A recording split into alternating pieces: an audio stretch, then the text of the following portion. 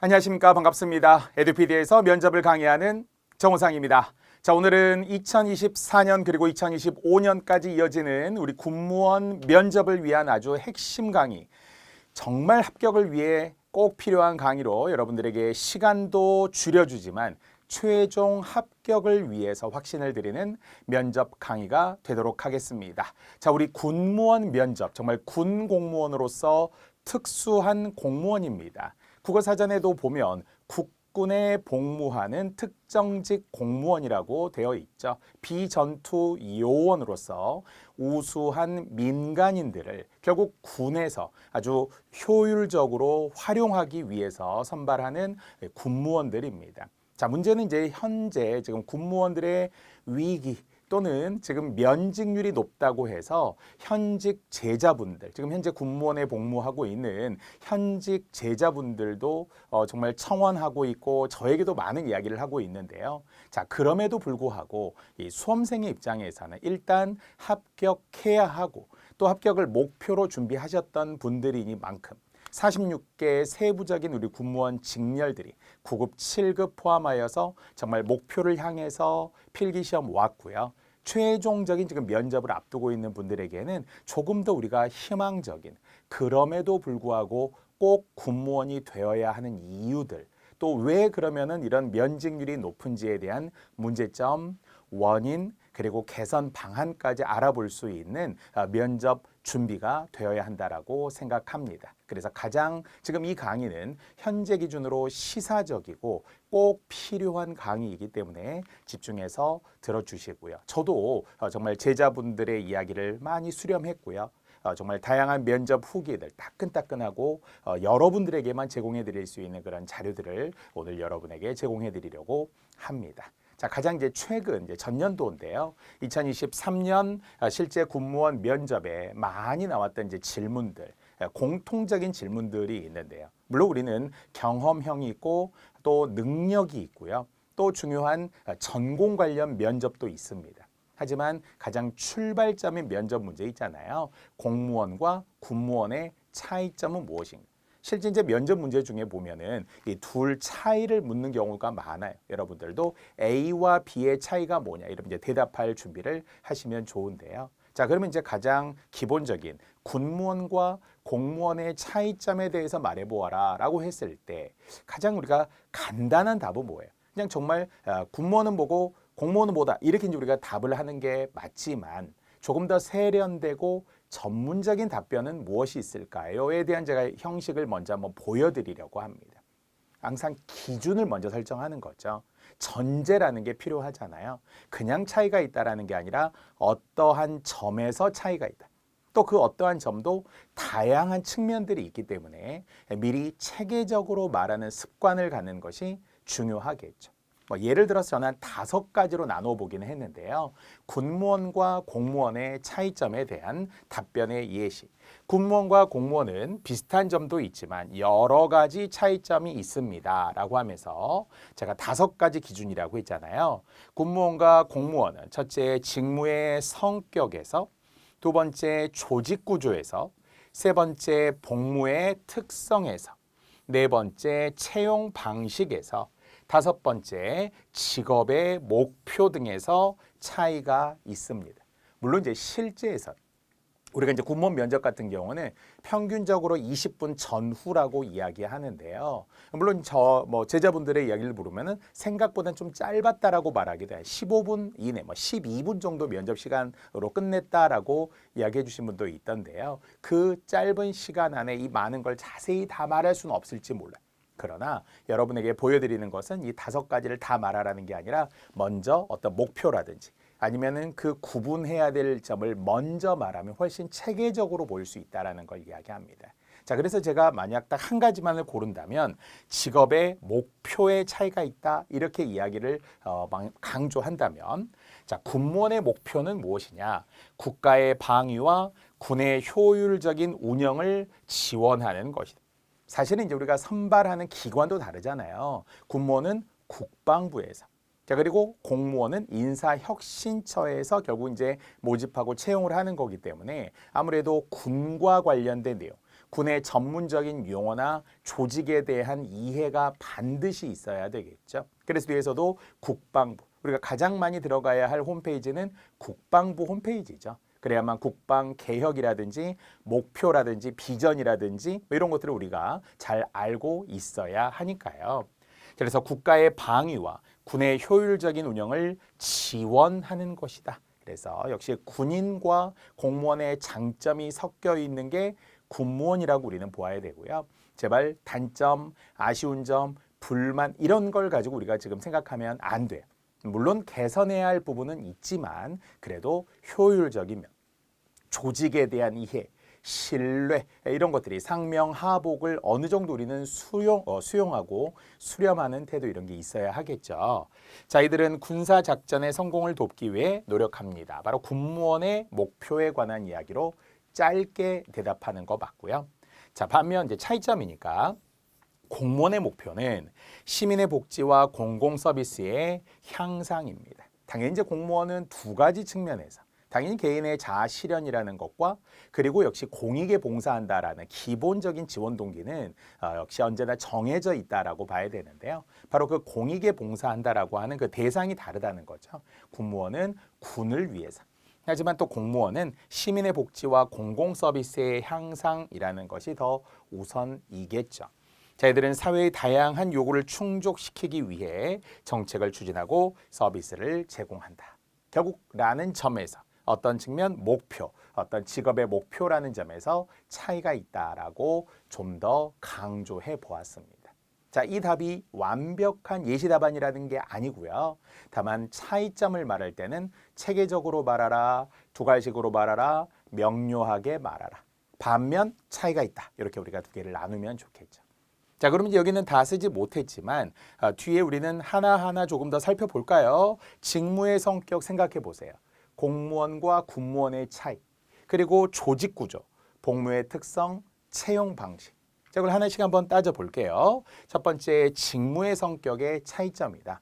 자, 군무원은 군사작전과 관련된 업무를 수행하며 군의 운영과 지원, 국방 관련 업무에 종사합니다. 예를 들어 이렇게 했다는 거죠. 자, 군 내 기술, 행정, 지원 서비스, 작전, 얼마든지 우리는 다양한 직렬들이 있기 때문에 군수도 있고 일반 행정도 있고 전기직, 기술직도 있고 이렇게 세부적이잖아요. 자, 이런 역할을 맡고 있고. 자, 물론 이제 공무원은 행정기관에서 다양한 공공 서비스를 제공하고 국민의 복지와 안전을 책임을 지는 직무 수행. 예를 들어, 자, 이렇게 우리가 대칭적으로 주면 좋죠. A는 A-로, B는 B-로 균형 있게. 그래서 공무원도 설명하고 예를 들어라고 뒷받침했다면 군무원도 설명하고 예를 들어 이렇게 뒷받침하면서 직무의 성격을 이야기할 수 있도록 형태의 균형을 맞춰주는 것도 좋은 방법이고요. 자, 조직 구조도 역시 군무원은 군 조직 내에서 직무를 수행하며 군의 계급 체계와 규율에 따라, 물론 그렇다고 군인은 군 자체의 계급 체계대로 따르지는 않죠. 공무원으로서 이제 대우를 받게 되지만 그래도 그 체계와 규율에 따라 운영이 되고, 역시 상명하복에, 물론 이제 공무원의 기본적인 의무 중에서도 복종의 의무가 있듯이 특히 군은 명령에 살고 명령에 죽는 또 조직이다 보니까 군무원에게 막 강요하지는 않아도 분명 그 명령 체계를 따라야 하는 상명, 위에서 명령을 내리고 아래에서는 복종하는 그러한 원칙이 강조된다라고 할 수 있고요. 그래서 이제 우리 군무원에 지원하는 분들을 보면 아예 사회생활에 경험이 없는 분들도 있지만 실제 ROTC 장교 출신인데 9급, 7급 시험을 준비하시는 제자분들도 저도 보았고요.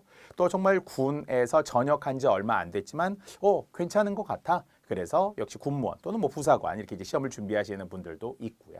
물론 이제 여성분들은 그냥 시험을 봐서 나는 가겠다라고는 하지만 그래도 그 군 조직을 좀 이해하려고 애쓰는 게 좋고요. 행정학이나 행정법이나 경영학이나 이제 전공 관련 내용들을 그대로 우리가 면접 때 이제 활용을 하는 경우가 많거든요. 직렬과 관련된 질문들이 결국은 다다다다다 계속 이어져서 연쇄적으로 질문들이 나오기 때문에 그래서 군 플러스 역시 필기 공부하던 내용들 절대 잊지 않고 면접 준비하셔야 합니다. 자, 그러나 이제 공무원은 조직 구조에서 각종 정부 기관에서 일하며 상대적으로 더 유연한 조직 구조와 업무 환경을 가지고 있다. 뭐 이런 정도. 자, 그래서 조직 체계 자체, 조직 구조가 아무래도 군은 조금은 경직될 수 있는 상명하복. 그에 비해 이제 공무원은 조금 더 민주적이고 평등한 의사 결정의 조직이다라고 말할 수 있고요. 자, 세 번째 복무의 특성도 군무원은 군 복무의 일환으로 군에 소속되어 있으며 자, 그래서 역시 아무래도 격오지 근무 그리고 역시 관사를 주지 않다 보니까 이 군무원의 처우에 대한 불만들이 바로 뒤에 제가 더 이어서 설명해 드리겠습니다만 그래서 군사작전과 관련된 긴급 상황에 신속하게 대응해야 한다. 자, 그래서 결국 현재 우리가 이제 군무원이 약간 4만 명, 4만 5천 명, 심지어는 4만 7천 명까지 이제 증원을 한다고 하는데 그만큼 이제 면직이 높기 때문에 좀 그런 건데요. 약간 4만 명의 우리 군무원들이 있다라고 쳤을 때 그분들의 가장 큰 불만 아닌 불만들, 좀 더 업무가 빡세지고 있다. 그리고 내 업무가 아닌데 자꾸 나에게 부담이 오고 있다. 심지어는 이제 훈련에도 참여해야 된다. 뭐 사격도 해야 된다라는 당장은 아니지만 그런 약간 강도가 높아지고 있다라는 불만 있거든요. 그런데 이제 정말 이 상황에서도 우리가 결정적인 선택을 잘 해야 되잖아요. 그럼 불만 때문에 그만둔다 이런 것보다는 그럼에도 어차피 장기적으로 내가 해야 할 일이라면 훈련에 참여해 본다. 또 건강한 신체에서 건강한 정신이 또 우리가 오고 건강한 정신에서 건강한 신체까지도 우리가 이어질 수 있기 때문에 그래 나는 필요로 하다라고 한다면 나를 지키는 것 또 그것이 나라를 지키는 것이다라는 생각으로 극복하고 수용하고 이해한다 이렇게 하면은 사실은 좋을 텐데 그 선택의 갈림길에 놓여 있는 분들이 있어요. 자, 그래서 여러분들이 복무의 특성을 잘 이해하고 받아들여야 하지 않을까라고 저는 현재 기준에 생각을 하고요. 물론 공무원도 정해진 시간 조건에 따라서 일하고 공공의 이익을 위해서 실행을 합니다. 다만 또 우리 공무원은 아쉽게도 특히 이제 주말 같은데 당직 수당 이런 게 뭐 820원 이렇게밖에 안 나온다. 1,000원도 안 돼. 그리고 그게 실제 현직 제자들도 또 불만이더라고. 주말에도 당직을 서야 하는 일들이 비일비재한데 수당이 너무 낮다는 거예요.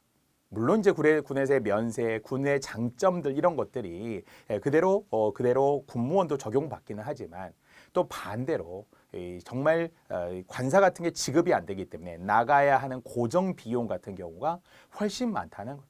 200만도 채 안 되는 그런 박봉에 시달리는 이 구급 군무원들. 공무원도 마찬가지입니다만 그런 제자분들의 그런 어려움들, 고충도 제가 충분히 공감은 하는데요. 그래도 또 하고자 하는 거잖아요. 일단은 합격하고 나서 그 어려움도 우리가 공감하는 거지. 그것 때문에 처음부터 피할 필요는 없는 거니까요. 자, 복무의 특성도 있고요. 자, 채용 방식도 당연히 이제 군 관련 시험을 통해 채용이 된다라고 하는 것이 이제 공통적인 과목들. 우리는 그래도 국어나 아니면 행정학, 행정법 또 이제 직렬에 따라 전공 과목들이 7급에도 또 들어가게 되고 경영학도 있고 뭐 경제도 있고 이렇게 하는데요. 자, 그래도 이제 특수성을 반영한 선발 과정이 있겠죠. 자, 그리고 역시 국가직, 지방직 공무원 시험들 일반적인 역시 공통과목 물론 이제 5과목 이렇게 보통 이야기해요. 공무원은 3과목, 7급에 4과목 이렇게 이야기는 하긴 하지만 채용 방식에도 일부 차이가 있겠죠. 자, 그리고 마지막 우리는 직업의 목표를 앞에서 서두에 이야기를 했기 때문에 자, 일단 출발점, 군무원과 공무원의 차이점을 막연하게 그냥 한두 줄로만 설명하지 말고 기준을 잘 설정하고 우리가 5가지 기준에 관한 이야기를 했잖아요. 그 기준에 대해서 답변하려고 한다면 훨씬 체계적이다라는 거. 체계적인 걸 좋아하기 때문에 특히 이제 군무원도 그렇다고 봐야 되겠죠. 그래서 명쾌하게, 명료하게, 확실하게 답변하는 습관을 갖고 면접 준비하시면 되겠습니다. 자, 어쨌든 지금 최근에 위기라고 이야기했어요. 군무원 처우 개선 관련법 개정안 발의 기자회견. 전국 4만 명의 군무원들의 근무 환경과 처우를 개선하기 위한 법률안을 발의. 그래서 전년도에 제 제자분들이 막 카페 만들어서 막 거기다 불만 청원하고 저한테 막 보여주고 뭐 주동이라고 할 수는 없지만 주도자라고는 할 수는 없지만 실제 많은 제자들 현직 군무원들이 참여하여서 이 불만들을 좀 조직화하는 것. 전에는 이제 각계로만 끝나고 그래서 그냥 아예 개별적으로 그만두었지만 이건 안 되겠다. 처우 불만들이 많다라는 거예요. 물론 군무원은 정원 대비 지금 5,500명이나 미달이 되었다. 항상 이제 선발을 하지만 사실은 결과적으로 뽑아놓고 보니까 미달이 되는 경우가 많았다라는 거예요. 그래서 실제 선발 인원보다도 더 뽑게 되는 경우가 있거든요. 여러분에게는 기회가 될 수 있다라는 거예요. 이것을 만약에 불만에 동참하고 군무원 별로 안 좋대. 오지 말아라. 사실 오지 말아라 이런 현직 군무원들도 많아요. 그래야만 이제 위기의식을 느끼고 현직 군무원들의 처우가 개선된다라는 거예요. 물론 이제 개선하려고 뜨거워져. 위기의식을 느끼면서 알았어 막 군무원들을 달래고 있는 편이긴 한데요. 그래서 앞으로는 더 좋아질 거예요. 분명히 좋아질 것이고 실제 군 병장들과 월급이 같으면 되겠느냐. 그래서 부사관도 불만, 장교도 불만, 군무원도 불만, 불만이 막 지금 폭발 직전이잖아요. 그래서 여러분들이 합격하고 나면 더 좋아질 거예요. 더 올려준다고 하더라고요. 봉급도 올려주고 이렇게 한다고 하니까. 자, 다만 이제 이방인 대우에 퇴사하는 청년 군무원이 급증한다는 거예요. 항상 그 포지션이라고 하잖아요. 군인도 아니고 공무원도 아니다 보니까 애매하게 생각한다는. 군인 같은데 또 훈련은 받지 않은 거고 그렇다고 공무원이라고 하기에는 또 군에 속해 있다라는 거죠. 그걸 약간 어정쩡한 이방인으로 이제 또 취급받기도 한다라는 그 위상, 군무원의 위상. 물론 이제 상호 존중이라는 게 되면 가장 이제 좋은 건데요. 각자의 역할에 충실하면 되는 거예요. 자기 일 잘하면 되는 거잖아요. 자, 그런데도 역시 군무원들은 좀 불만스러워 한다는 거예요. 병장보다 못한 월급에 관사도 없다. 여기 지금 사실 가장 큰 불만 아니면 불만이라고 할 수 있겠죠. 사실 지금 제 아들인데요. 첫째 아들, 큰아들, 첫째 아들이고 이제 둘째는 이제 딸입니다. 그러니까 이제 아들이 하나인데요. 공군입니다, 공군. 그래서 원주에 있습니다. 제8 전투 비행 그 부대에 지금 들어 있어서 지금 복무 열심히 잘 하고 있습니다. 자, 그런데 역시 병장이 됐을 때 지금도 이제 예전에 비하면 저희 때는 정말 말도 안 되지만 10,000원이었어. 10,000원. 병장이. 예, 그런데 월급이 지금은 100만 원. 125만 원 이렇게 심지어는 더 내일 이런 준비 적금하고 합쳐지면서 150만 원 이렇게 된다고 하잖아요. 그래서 이제 사실은 이제 군무원과 큰 차이가 안 난다라고 이제 불만 있고요. 실제 우리가 50만 명이라고 군 병력을 이야기했을 때 정말 상비군들 점점점 인원이 줄어들고 있는 추세에서 군인들 현직 군인들 소중하죠. 그래서 대우해주겠다라는 이제 취지이긴 한데요. 병장보다 못하는 월급 실질적으로 막 보았을 때. 또 아까도 얘기했지만 관사를 지급하지 않는다는 것에 대한 불만이 엄청 많아요. 그럼 이제 밖에 생활해야 되기 때문에 그 생활비들 정말 자취를 하듯 예전처럼 하숙을 하듯 원룸을 얻듯 이런 데 나는 고정 비용들이 지출 비용들이 엄청 많다는 거예요. 자, 이제 불만들이 있습니다. 자, 그래서 모호한 역할이라고 했잖아. 아까 이방인 취급을 받기도 하고 또 처우 불만 이게 다 마찬가지죠. 가장 문제는. 그래서 역할 변화에 따른 인사체계 보완이 지금 미비하고 군무원 관련된 체계적인 교육 과정이 부재하다라는 거예요. 내가 어느 위치에 있어야 될지 좀 애매한 거죠. 전체 퇴직자 대비의 중도 퇴직률이 무려 70%. 1년 이하의 면직, 심지어는 3년, 5년 이하의 면직률이 지금 높아요. 특히 최근에 이 Z세대, MZ세대라고 불리는 청년층이 그걸 견디지 못한다는 거죠. 최저임금 합쳐도 이 정도 나오는데 그걸 참고 나중에 물론 군인 연금, 공무원 연금 좋다 하여서 내가 버티기에는 장점보다는 단점이 더 많이 부각되고 있다라는 거예요. 이것은 사실 비단 군무원만은 아니죠. 공무원들도 그렇습니다. 지금 현재 구급 공무원 기준으로 보더라도 퇴사하는 3대 이유라고 이야기하거든요. 첫 번째 박봉, 낮은 월급이 그렇다는 거고. 두 번째 꼰대, 갑질이라는 거예요. 꼰대, 특히 이제 위에 상사들의 이제 갑질에 대해서 우리가 견디지 못하는 게 있고요. 또 세 번째는 악성 민원을 또 견디기 어려워합니다. 사실은 정말 심한 분들이 있거든요. 물론 요즘에는 바디캠을 비롯하여서 공무원을 보호하려고 하는 인권으로도 보호하려고 하는 장치들을 많이 만들고 있기는 한데요. 못 견뎌 합니다. 자, 그래서 이제 퇴사하는 과정들이 현재 공무원들도 있고요. 군무원들도 이렇게 그만큼 이제 청년층의 불만들이 높아지고 있다는 거예요. 자, 그럼 이제 우리가 지금 이야기해야 될 것은 그러한 문제점을 알고 있어요. 자, 이제 그렇다면 어떻게 해서 해결하고 개선하고 노력해야 될지에 대한 희망적인 이야기를 해보자는 거죠. 자, 그래서 처우 불만을 제가 한 10가지로 정리를 해보았습니다. 면접 때 반드시 활용되고 그에 따른 반대, 이제 해결 방안까지 제가 제시해 드리려고 합니다. 자, 낮은 급여 수준이라고 이야기했어요. 그래서 보통 이제 공무원들, 구급 공무원 기준으로 222만 원 정도 현재 기준이라고 하고요. 물론 이제 세후에 또 실제 우리가 받는 금액을 따지면 200만 원이 채 안 된다라고 이야기하기도 합니다. 자, 군무원의 급여가 일반 공무원이나 민간 직종에 비해 상대적으로 낮아서 생활의 어려움, 아까처럼 뭐 당직 수당 이런 것들이 또 군에 또 적용을 받다 보니까 형편없이 낮다라는 거예요. 그래서 180만 원 전후다 이렇게 말하기도 하거든요. 그럼 뭐 최저임금 받는 거하고 큰 차이가 없다는 거예요. 최저임금도 이제 10,000원을 넘어가고 있는 지금 상황이기 때문에. 자, 승진 기회도 부족하다. 군무원의 승진 체계가 제한적이어서 전문성 있는 인력의 장기 근속이 어렵다. 그래서 결국은 정말 정년까지 하고 퇴직하는 분들도 물론 있지만 1년 차, 3년 차, 5년 차 이렇게 퇴직하는 비율들이 높더라라는 것. 자, 복지 혜택이 미흡하다. 물론 군무원에 대한 복지 지원, 특히 주택, 의료, 연금 등이 좀 부족하더라. 아까처럼 관사가 지급이 되지 않는 경우들도 지금 많고요. 그래서 복지 혜택이 좀 미흡하다라는 거고. 자, 교육 및 훈련 기회도 부족합니다. 그래서 군무원만의 좀 자긍심을 살려주고 어떤 업무 분담에서 명확하게 길을 제시해주고 이렇게 하면은 좋을 텐데 그런 교육이나 훈련 기회 없이 바로 군에 투입되다 보니까 당황하는 경우가 있다라는 것이고요. 열악한 근무 환경입니다.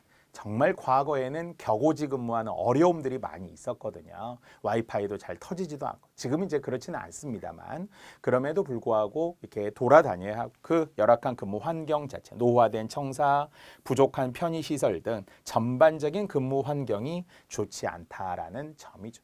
오히려 병사들의 내무반들이 더 좋고 최신식이고요. 잘 돼 있는 경우들도 많이 있습니다. 저도 이제 그 아들 원주에 제가 부모와의 행사가 있어 제가 직접 가보았는데 내무반도 예전에 비해서 뭐 거의 1인 침대처럼 잘 나누어져 있고요. 뭐 에어컨도 잘 나오고 TV도 다 볼 수 이렇게 뭐 휴대전화도 사용할 수 있고 이런 이제 장점들이 있더라고요. 이제 그런 게 사실 우리 군무원에게도 또 장교들에게도 뭐 다 같이 공통적으로 가야 하는데요. 사실 좀 열악한 부분들이 아직 있습니다. 자, 업무가 과중하고 인사관리의 경직성, 전문성 인정 부족, 보건 및 안전관리 및 소통 및 참여 부족 때문에 젊은 세대들이 더욱더 당황하고 답답해한다라는 거죠. 자, 이런 10가지의 처우 불만 때문에 이런 퇴직자, 면직하는 경우가 많다라고 다 어려움을 또 국회에서도 뭐 국회의원들도 이런 거 다 어려움에 대해서 공감하고 많이 들어주고 있거든요. 최근 기준으로 군무원의 퇴직자들의 현황을 보게 되면 물론 이제 정년 퇴직자들도 있지만 중도 퇴직자들이 비율이 점점점 높아지고 있다라는 거예요. 자, 중도 퇴직자들이 과거에도 약 50% 정도. 뭐 이것은 이제 공무원도 중도 퇴직자들이 있습니다만 군무원이 좀 높은 편이라는 거죠. 다른 우리가 공무원들에 비해서는 군무원의 퇴직자들이 가장 높다라고 많이 이야기도 하는데요. 그 비율이 60%대. 2022년 기준으로는 68.8%, 약 69%였고요. 그래서 아까 약 70%라고 이야기를 했던 게 바로 이런 거죠. 자, 3년 내 퇴직자들도 역시 점점 늘고 있다라는 거예요. 가장 최근으로 보았을 때 43.8%. 자, 그래서 이제는 1년 미만까지도 다시 따져보았어요. 1년 미만까지 최근까지 따져보았더니 정말 53.1%. 그중에 이제 8급, 9급의 퇴직자들이 비율로 보았을 때는 80%가 그만큼 대부분이 8급, 9급 군무원들이었다라는 거고요. 어쨌든 결국은 퇴직률 자체가 예전에 비해서 28% 또는 약 40%, 48%, 53%까지 넘어섰다라는 거예요. 선발하면 절반 그만두고 선발해 놓으면 또 절반 그만두고 그러니까 불안하죠. 이제 대책 마련을 조직화하고 그래서 결국 청원을 하게 되고 군무원들끼리 모여서 결집을 하게 된 거예요. 안 되겠다. 모아야 힘이 커진다. 이렇게 생각을 한 거예요. 사실은 제가 보기에는 좋은 방법일 수 있다고 생각을 해요. 맞아요. 개인으로서는 이게 한계가 있다 보니까 이제 시대가 바뀌었잖아요. 시대가 바뀌면 조직도 바뀌어야 되고 결과적으로 이러한 구조가 좀 바뀌고 개선되어야 하지 않을까라고 생각을 하거든요. 나름의 이제 용기 있는 어찌 보면은 약간 고육지책이라고 할 수 있어요. 이렇게 해서 문제가 생기면 설사 그만두더라도 더 강해지는 조직들이 더 효율적일 수 있는 조직들이 될 수 있도록 군무원들이 지금 힘을 합치고 있다고 할 수 있거든요. 자, 이러한 퇴직자들의 현황들이 높아지고 있다라는 것을 표로도 보여드렸습니다. 자, 그렇다면 여기서 이제 중요한 것 어떻게 개선하고 좋아질 것이냐라는 거예요. 해결 방안이 있을까요? 이게 이제 면접에 대한 답이 되겠죠. 이제 면접에서 요구하는 물론 가장 교과서적인 답도 있지만 현재 지금 상황에 대해서 꼭 묻고 싶을 거예요. 자, 어떻게 했으면 좋겠느냐? 여러분들이 이 중에 선택해서 답을 해주세요. 첫 번째, 군무원의 임금 현실화, 형평성을 고려하여 이렇게 했고요. 자, 수당 체계의 개선이라고 했습니다. 아까도 이야기했지만 특히 야간 수당, 뭐 주말에 당직 같은 경우 이런 경우에서 그게 결국은 형편없이 낮은 정말 충격적이다, 경악스럽다 이렇게 자료가 나오고 있거든요. 그래도 현실화, 적정화, 형평성 고려 이런 거 해야 되겠고요.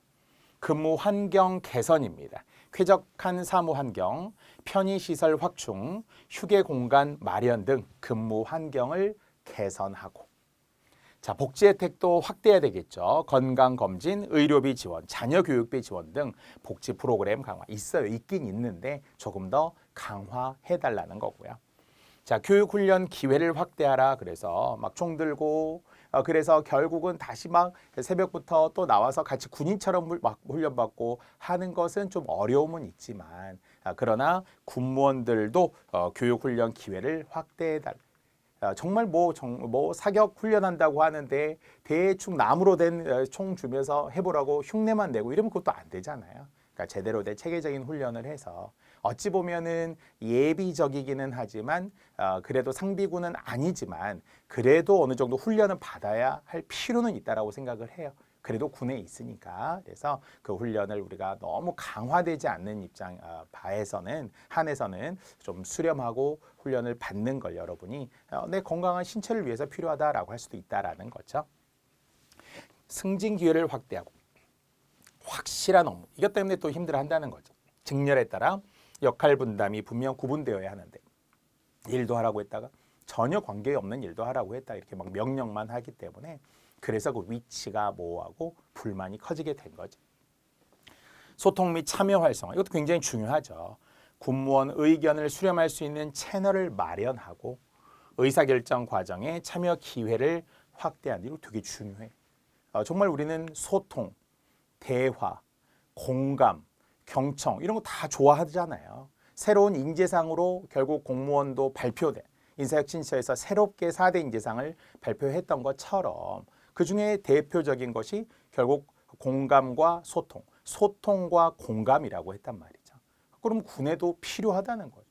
더 이상 경직된, 더 이상 상명하복의 조직을 당연시해서는 안 된다라는 관행이라는 이름의 적폐, 관행이라는 이름의 악습들이 분명히 있거든요. 이제 그런 것들을 개선해 나가야 돼요. 분명히 군도 바뀌어야죠. 인사관리의 공정성을 제고하고 그리고 법적 지위 및 역할을 강화한다라고 하는 해결 방안 10가지는 제가 직접 여러분들에게 처음으로 보여드린 거기 때문에 어디 책에 있는 내용이 아니라서 여러분들이 꼭 참고하셔서 우리는 10가지나 다 말할 수는 없어요. 말할 수 있는 시간도 없습니다. 하지만 여러분이 생각하는 딱 2-3가지 가장 좋은 건 3가지 3대 뭐 이런 식으로 이렇게 좁혀서라도 단호하게 말할 수 있어야 하고요. 물론 이제 그에 앞서서 우리 스스로 우리를 잘하는 거죠. 우리 스스로 전문적인 역할, 전문적인 능력을 키워서 전문성을 높여나가는 것은 필요하고요. 그렇기 위한 아주 올곧은 가치관, 어떤 확고한 생각, 흔들리지 않는 어떤 확신 이런 거는 필요합니다. 그러나 조직에 대한 개선도 조심스럽지만 우리가 그 앞에 있는 분들을 놓고 막 다 바뀌어야 합니다 이렇게 말할 수는 없어요.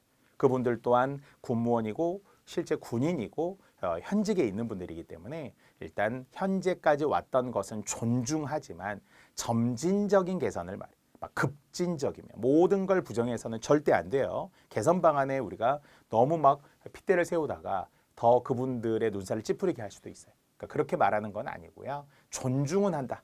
그러나 점진적으로 개선할 필요성이 있다라는 것을 현실적으로 조심스럽게 이야기할 필요는 있습니다. 자, 그래서 결국은 군무원은 국방부가 답이다. 그래서 인사혁 신처도 우리가 가야 되고 공무원으로서의 공통적인 부분에 대한 답변도 공부해야 돼. 그래서 여러분이 이 군무원 면접 강의만이 아니라 제가 또 추가로 해놓은 공무원들의 면접 강의. 거기에도 여러 가지 다양한 상식도 있어요. 소양도 있어요. 공무원으로서의 자세 이런 거 분명히 우리 해야 되는데 그래도 국방부 우리 홈페이지 한번 가장 빠르게 들어가 보면 지금 가장 국방 운영 목표로서 내세운 슬로건이 정예, 선진, 강국이 되겠습니다. 사실은 뭐 정예 부대 예전에 이런 표현들을 엄청 많이 썼거든요. 우리 한자로 보면은 깨끗할 정자와 날카로울 예, 우리가 보통 예리하다라고 하잖아요.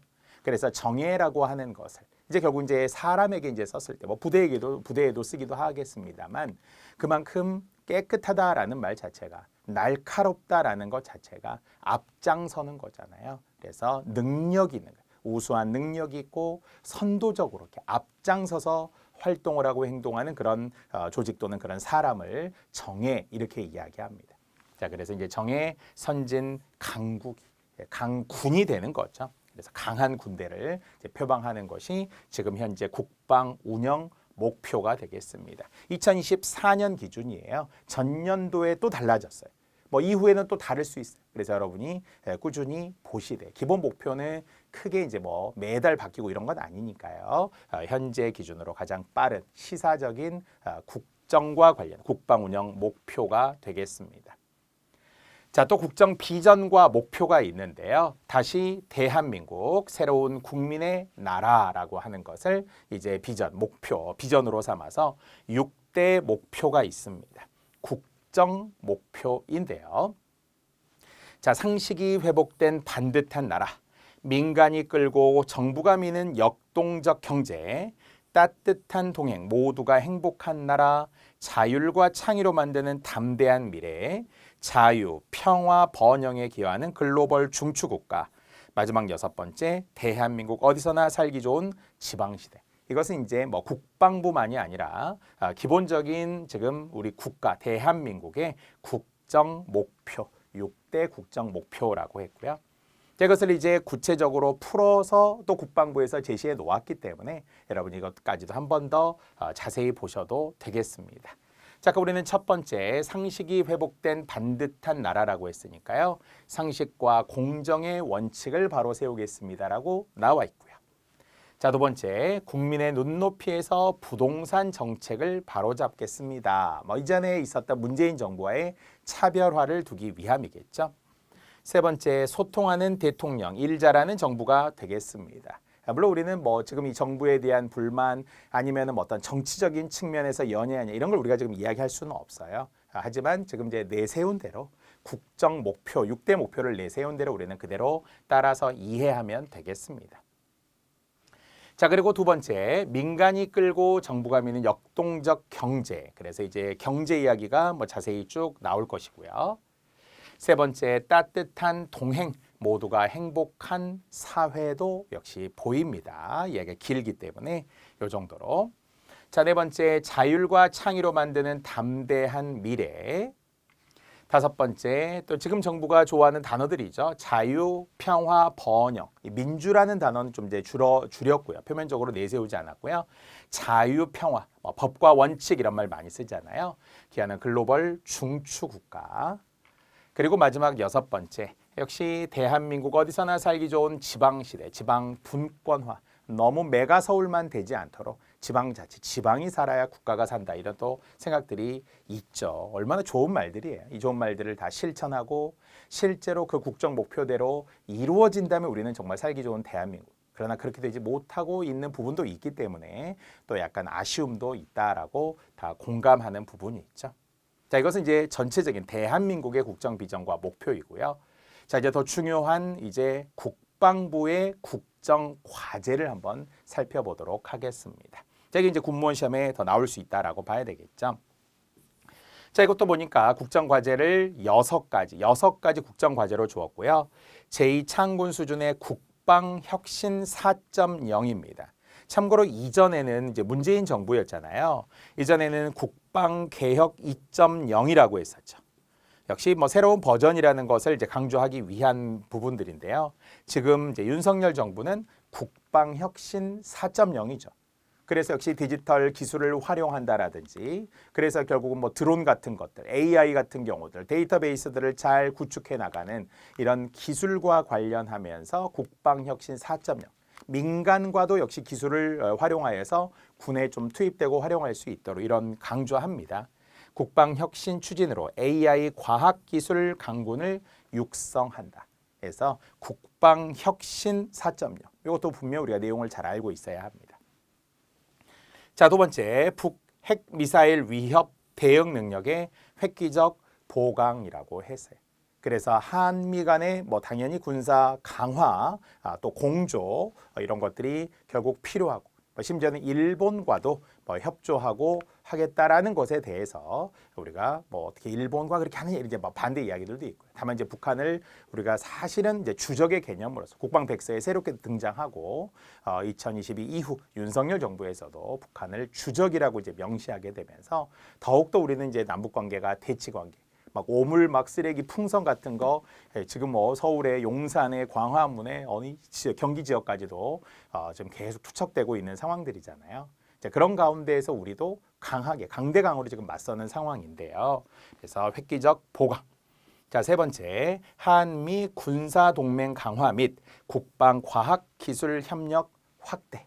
자, 네 번째, 첨단 전력 건설과 방산 수출 확대의 선순환 구조 마련. 다섯 번째, 미래 세대 병영 환경 조성 및 장병 정신 전력 강화.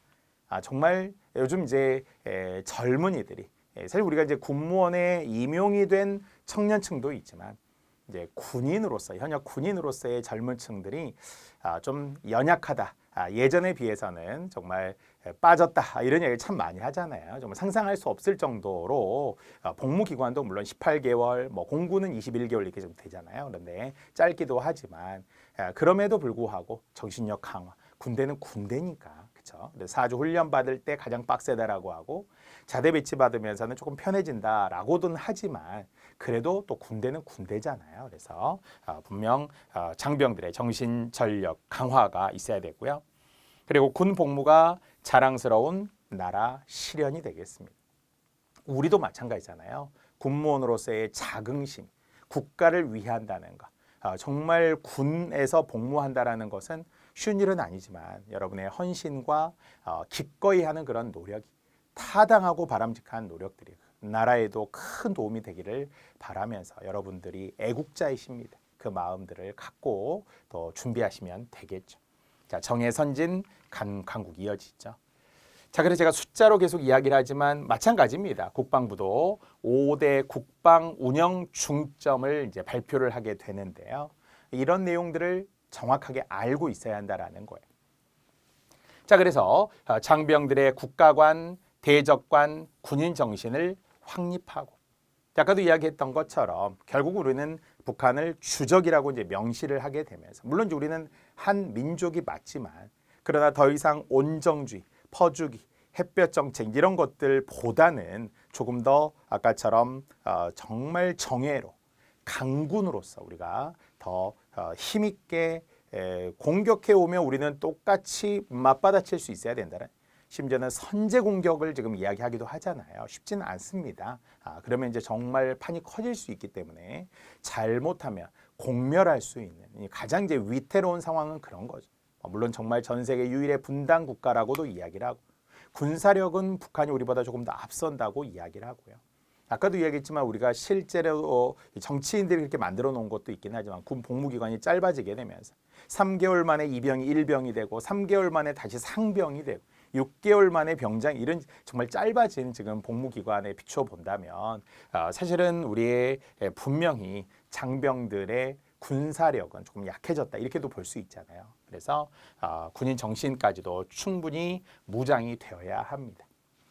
적을 압도하는 국방 태세를 구축하고 한미 동맹 및 연합 방위 태세를 또 발전시키고 국방혁신 4.0을 추진하고 선진 국방 문화를 조성한다. 자, 그래서 제가 이 국방혁신의 4.0 원래 내용이 많긴 한데요. 제가 핵심 세 가지만 한번 정리를 해보았어요. 왜? 면접을 위해서 국방혁신 4.0의 내용에 대해서 알고 있느냐. 짧게 뭐 세 가지만 말해보아라. 이럴 수 있다는 거죠. 자, 그래서 제가 파악한 바에 의하면 첫 번째 디지털 전환이라고 했어요. 자, 이야기했던 것처럼 데이터베이스, 데이터 기반을 좀 강화하고요. AI나 빅데이터와 같은 이런 기술 활용을 극대화하겠다. 디지털 전환이다. 자, 두 번째, 무기 체계의 혁신이죠. 무기 체계의 혁신. 아무래도 육해공으로서의 우리가 많지만 그러나 요즘에는 드론이라든지 아니면은 뭐 자율 무기 시스템이라든지 뭐 특히 사이버 전쟁. 요즘에는 정말 해킹들, 북한에서 뭐 해커들이 워낙 많이 활동하고 있다 보니까 그래서 사이버 전쟁도 커질 수 있다는 거예요. 다 다운되기도 하고 시스템 자체가 완전히 넘어가는 보안의 취약 이런 부분들도 있기 때문에 국방에서의 어떤 보안 정말 중요하잖아요. 자, 무기체계 혁신도. 자, 세 번째는 민간 협력 그리고 융합이라고 했어요. 민간 협력 및 융합. 특히 무엇과 관련하여서 기술과 관련하여서 그렇다는 거예요. 그래서 민간 기업과 협력을 통해서 혁신적인 기술을 군에 접목하는 거죠. 당연히 이제 민간 전문가들도 군에서 군 조직에서도 활약하고 활동할 수 있도록 접목해 나가는 거예요. 자, 이런 것들이 결국 아까 이야기했던 것처럼 AI를 비롯하여서 기술, 과학 기술 등이 이제 더 반영된 국방혁신 4.0이 되겠습니다. 자, 이렇게 지금 국방부 홈페이지들을 제가 지금 핵심적으로 여러분들에게 제시를 해드렸는데요. 비단 이 내용만이 아닙니다. 더 엄청나게 많은 내용들이 지금 홈페이지에 있고요. 매일매일 새로운 공지사항 또 새로운 보도자료, 업데이트된 자료들이 있기 때문에 여러분이 이 내용을 계기로 그래도 좀 재미는 없을지 몰라도 국방부 홈페이지 들어가셔서 어떠한 변화가 있는지 또 어떻게 지금 개선되고 있는지도 살펴보시면 좋겠습니다. 자, 그래서 이 국방혁신 4.0과 관련하여서 AI 과학기술 강군 육성이다라고 훨씬 자세히 지금 나와 있어요. 여러분들에게 추진의 필요성, 개념, 추진 중점 및 과제, 추진 전략, 기대 효과 등 이야기했던 것처럼 이제는 더 이상 국방개혁 2.0 이렇게 표현을 하시면 안 된다는 거예요. 지금으로는 국방혁신 4.0이다. 또 새로워진 버전이면서 새로워진 내용들이 있는데요. 가장 강조하는 것이 이 AI 과학기술 강군 육성이라고 했어요. 아까 분명히 이야기했었죠. 아까 3대 핵심이라고 했던 거니까 다시 한번 디지털 전환, 무기체계 혁신, 또 민간 협력 및 융합. 물론 플러스 알파 더 있습니다. 여러분. 더 살펴보시고 더 중점을 두는 부분들에 초점을 맞춰서 이야기하셔도 돼요. 자, 하나만 더 해볼게요. 자, 그래서 이 국방혁신에서 강조하는 것이 미래도전적 국방 환경에 대비하여 변하지 않으면 안 된다는 위기의식을 갖고 이것이 바로 국방혁신 4.0의 출발점이다라고 국방부 홈페이지에서 이렇게 보여주고 있죠. 물론 우리에게는 기회의 요인도 있고요. 도전의 요인들도 있습니다. 국방혁신 4.0을 추진하게 된 배경들을 이야기하죠. 자, 그래서 이제는 4차 산업혁명, 맞아요. 면접 때 이 4차 산업 이야기를 상당히 많이 묻더라고요. 여러분도 이 4차 산업과 관련하여서 특히 여러분의 특정 직렬들과 관련하여서 이제 이 기술들이 4차 산업과 관련해서 좀 더 세부적이고 전문적인 이야기를 하셔야 됩니다. 실제 이제 면접 후기들, 합격 후기들 제가 이제 제자분들이 다 저에게 이제 보내주는데요. 그 제자분들의 이야기를 들어보니까 역시 전공 면접에서 기술과 관련된 이런 전공 면접과 관련해서 세부적인 질문들을 많이 한다는 거예요. 기술직, 전기직이다, 기술직 그러면 훨씬 그 부분에 대한 답변을 전문적으로 할 수 있어야 하고요. 아니면은 행정학이나 행정법과 관련된 더 깊이 있는 이야기를 물어보기도 한다는 거죠.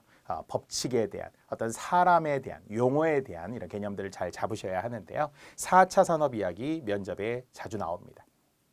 물론 우리는 북한 핵 미사일 위협의 현실화 그래서 북한은 끊임없이 미사일을 쏘기도 하고 군사훈련을 하기도 하고 특히 북한과 러시아, 북한과 중국의 공조는 공고해지고 있고요.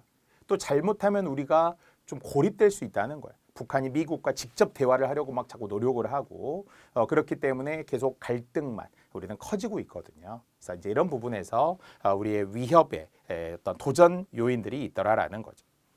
또 전쟁 양상 변화 및 기술 패권이 심화되고 있다라는 것. 그래서 지금 물론 이제 지금 뭐 러시아도 우크라이나와의 전쟁 아직도 지금 지구에 어딘가 곳곳에서는 지금 냉전의 시대에도 또 전쟁이 계속 진행되고 있어요. 이스라엘과의 또 뭐 전쟁 이런 것도 있고요. 그래서 지금 전쟁 양상들의 변화, 기술 패권이 심화되고 있습니다. 정말 더 이상 우리가 핵은 우리가 소유하지는 않지만 비핵화를 선언했기 때문에 하지만 그럼에도 핵의 위험성에 여전히 노출되어 있고요. 북한이 정말 막가자는 식으로 아예 공멸로 지금 나올 수 있기 때문에 우리도 늘 주의해야 되고 군사력에 또 충분히 우리가 또 투자를 해야 되고요. 또 특히 위기, 도전 요인 중에 2차 인구 절벽에 따른 병역 자원이 부족하더라라는 거예요. 특히 20세 남성 인구가 과거 21년에는 29만 명이었다면 23만 명 그리고 13만 명까지 점점 줄어들게 된다라는 거예요. 2035년, 2040년이 됩니다. 그래서 현재 기준으로 우리가 이야기했던 것처럼 현재 우리가 병력으로는 약 50만 명이라고 이야기하거든요. 물론 이것도 전에는 뭐 58만 명 이렇게 했었어요. 그러다가 지금은 50만 명, 뭐 심지어는 47만 명 이렇게 만 명이죠. 만 명으로 점점점 줄어들고 있다라는 거예요. 사병의 수가 많고 장교 있고 다시 한번 군무원들도 4만 명 정도라고 이야기했잖아요. 그래서 심지어는 이제는 모병이 아니라 용병제. 그래서 뭐 외국에서 뭐 수입해 와야 되는 이런 이야기까지도 나오고 있는데요. 아직까지 우리가 이제 모병제이기 때문에 그래서 인구 절벽에 따른 병역 자원이 부족하다. 심각해질 수 있는 도전 요인들도 있고요.